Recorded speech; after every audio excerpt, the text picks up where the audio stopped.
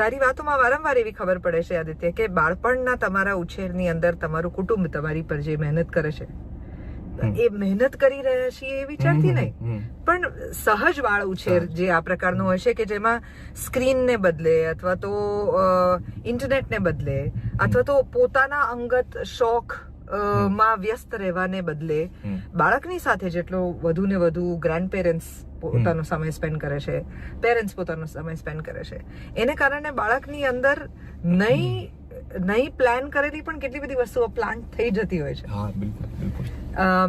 તને એ ચારેય grand parents નો experience છે કે ખાલી દાદા દાદી સાથે રહેવાનો અનુભવ? ના, ચારેય. નાના નાની પાસે પણ હું એટલું જતો અને દાદા દાદી પાસે પણ વધારે હું સુરેન્દ્રનગર જતો રહેતો, કારણ કે મને ત્યાં બહુ વધારે મજા આવતી અને ત્યાં રાજાશાહીની જેમ જીવવાનું એટલે મજા આવે, રાજા જેવું ફીલ થાય. હવે જેટલો સમય તે કોલેજની અંદર ગાળ્યો એમાં કઈ પ્રકારના જુદા જુદા ટીચર્સ હતા, કઈ પ્રકારનું લર્નિંગ એ સમયે નવું થયું? એક તે જેમ કે કીધું કે વેસ્ટર્ન ક્લાસિકલ નું એક્સપોઝર તને ત્યાંથી મળ્યું, એવી રીતે બીજું કઈ પ્રકારનું? Did you also learn musical instruments or did you only focus on singing? અને એમાં દુનિયાના કઈ પ્રકારના સંગીતનું ઇન્ફ્લુઅન્સ અને ભારતના કઈ પ્રકારના સંગીતનું ઇન્ફ્લુઅન્સ? બહુ હું શીખી નથી શક્યો. મેં સપ્તકમાં જેમ જોઈન કર્યું ત્યારે થોડું ઘણું ક્લાસિકલ, ઇન્ડિયન ક્લાસિકલનું સાવ બેઝિક જ્ઞાન મને મળ્યું કે સારેગામા પધનિસા, સરગમ છે, રાગ છે, એ બધા વિષયોનું મને ખબર પડ્યું. પછી બીજું એ ક્લાસિકલના જે રિયાઝ જે હોય છે એનું થોડુંક મને નોલેજ મળ્યું. એટલે એ 2 વર્ષમાં હું શીખ્યો એ. અને ત્યારબાદ ફોક તો એ ઘરમાં જ તે માહોલ હતો એટલે એ તો શીખવા મળ્યું જ તે. પછી કેએમમાં હું ગયો તો મારા માટે એ બહુ આખું પેલું વર્લ્ડ ખુલવા જેવું હતું કે એક્સપોઝર તમને જે મળે ને, કે હું એક ફોકના અને ઇન્ડિયન ક્લાસિકલના બેકગ્રાઉન્ડમાં તો રહ્યો જ છું, પણ વેસ્ટર્ન ક્લાસિકલ મ્યુઝિક હોય છે એવી મને ખબર જ ત્યાં જઈને પડી. પછી મ્યુઝિક પ્રોગ્રામ થાય એટલે પ્રોગ્રામિંગ એઝ ઇન મ્યુઝિક જે કમ્પોઝ કરે, કમ્પ્યુટરમાં મ્યુઝિક બને એવું મને ખબર ત્યાં જઈને પડી. એટલે ઇલેક્ટ્રોનિક મ્યુઝિક પ્રોડક્શનના ત્યાં કોર્સીસ હોય એ પણ મેં થોડો ઘણો કર્યો. સોફ્ટવેરમાં કઈ રીતના મ્યુઝિક બને છે, કઈ રીતના માઇકિંગ થાય છે, કઈ રીતના રેકોર્ડ થાય છે વસ્તુઓ, આ બધી વસ્તુઓ ત્યાં શીખવા મળી. પછી ત્યાં એક સૂફી એન્સેમ્બલ અમારું હતું કેએમ મ્યુઝિક કોન્સર્વેટરીમાં, એટલે સૂફી મ્યુઝિકનું રહેમાન સરને બહુ જ પ્રિય છે, અતિ નજીક જે સંગીત છે એમને સૂફી મ્યુઝિક છે. તો એ શોઝ એમની સાથે રહેમાન સર સાથે કરવાનો મોકો મળ્યો, એટલે એમાં બહુ શીખવા મળ્યું.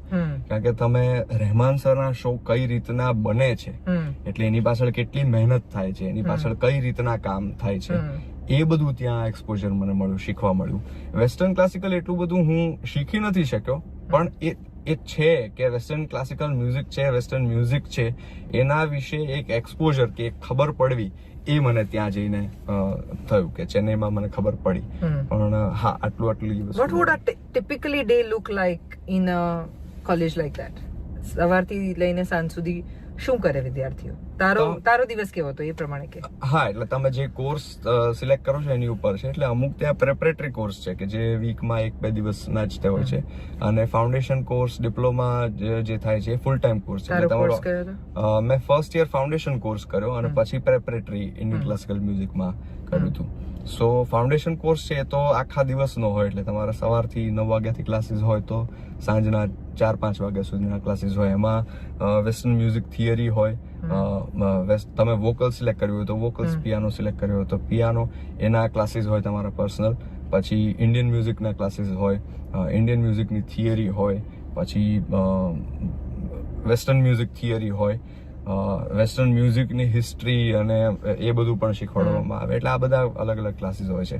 પણ ત્યાં તમે એન્ટર થાઓ ત્યારથી તમને જુદા જુદા સાઉન્ડ સંભળાય. એટલે હું અત્યારે આમ વિઝ્યુઅલી આંખ બંધ કરીને જોઉં ને તો મને કેએમ ની અંદર હું જોઉં મને કયો સાઉન્ડ સંભળાશે મને ખબર પડી જાય કે આ બાજુ તમે એન્ટર થાઓ એટલે જમણી બાજુથી પિયાનોના સાઉન્ડ આવતા હોય, કારણ કે ત્યાં એ ક્લાસ ચાલતા હોય.